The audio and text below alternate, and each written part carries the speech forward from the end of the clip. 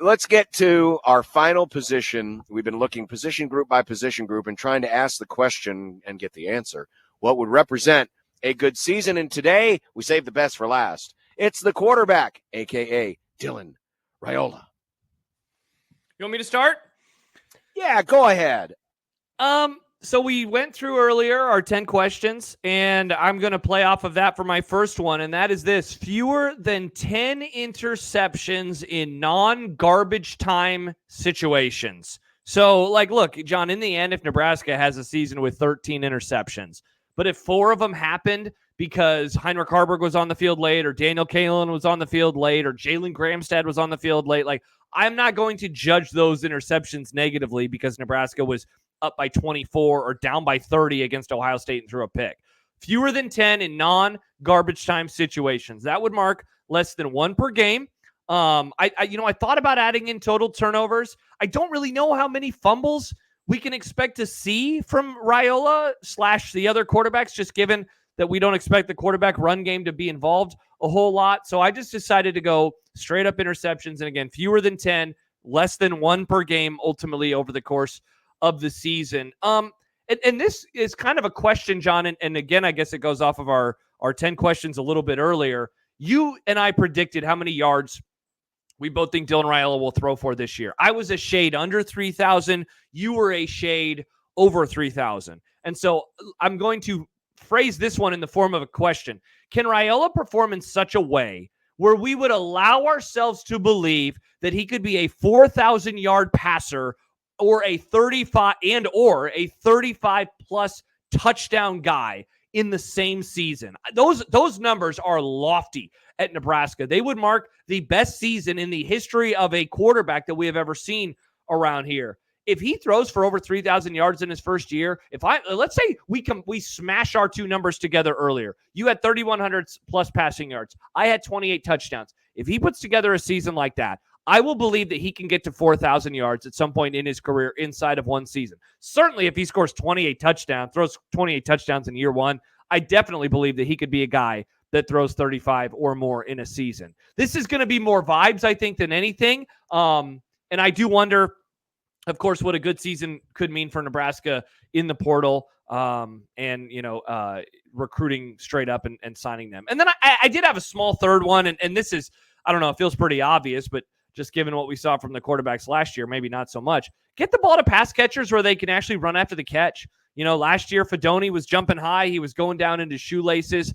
He was having to reach behind him. All the receivers had to do that at various points last year. Get the guys the ball in space and allow them to run and pick up some of that extra yardage that could be there, that is there for them. We saw that last night. Colorado picked up a lot of yards after the catch. Heck, even NDSU picked up a lot of yards after the catch. So fewer than 10 interceptions in garbage time or in non-garbage time situations, rather. Can he perform in a way, Raiola, that is, where a 4,035 touchdown season could seem realistic, and then allow for the receivers and tight ends and running backs to catch the ball in some space and pick up some yards?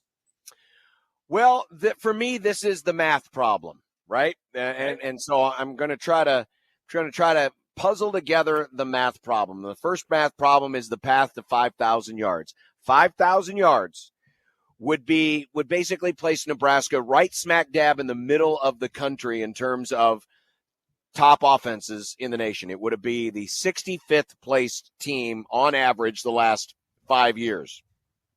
So the first question is, how many rushing yards do you get?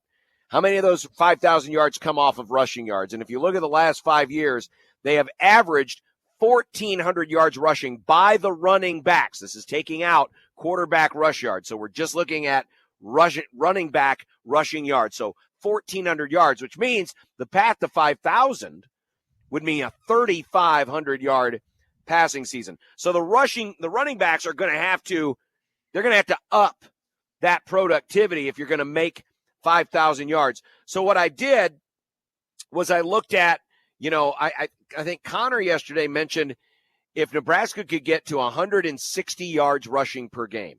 Mm-hmm. If they do that, that equates over a 13-game season to almost 2,100 yards rushing. Okay. Now that's quite a bit ahead of the 5-year average. Oh yeah. But remember the quarterback's not taking away carries from you. It's strictly running backs. So what I also looked at, and I ran the numbers on all these different things from 150 yards per game rushing to 200 yards per game rushing. By the way, last time that Nebraska averaged 150 yards rushing per game by its running backs was 2015. Wow. 2015. Just shows how difficult it is. It does show how difficult it is. And if they got to the 150 mark, it would require Dylan to throw for 235 yards per game through the air, which would equate to a 3,000-yard season. So, again, we're trying to create the math problem to get to 5,000. So, how much of that comes from the running backs? How much of that comes from the quarterbacks?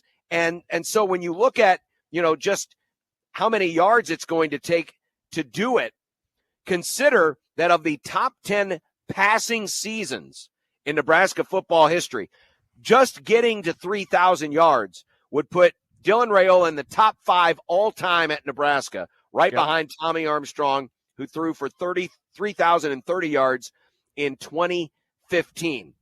The point is this.